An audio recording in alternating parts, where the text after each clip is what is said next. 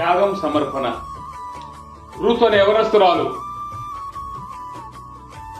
తన సొంత ప్రాంతాన్ని, దేశాన్ని, బంధు జనాంగాన్ని యవన కాలంలో వదిలిపెట్టి ఏమీ ఎరుగని జనం దగ్గరికి, వేరే ప్రాంతానికి దత్తలేందుకు ఏమీ లేని, ఏమీ సహాయం చేయలేని అత్తం తీసుకొని వచ్చింది. ఎంత త్యాగం, ఎంత సమర్పణది. అందుకే దేవుడు ఆమె సమర్పణను గుర్తించాడు.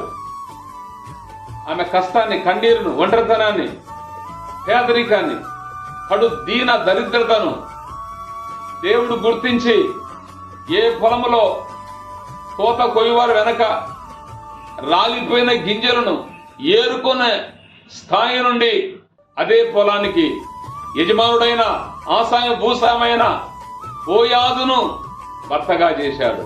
ఇవి దైవ సంకల్పం, దైవ ఏర్పాటు. మనుషులు గుర్తించకపోవచ్చు, మనుషులు ప్రశంసించకపోవచ్చు, మనుషులు నిందించవచ్చు, పక్కన పెట్టేయచ్చు, కానీ న్యాయవంతుడు దేవుడు ఉన్నాడు.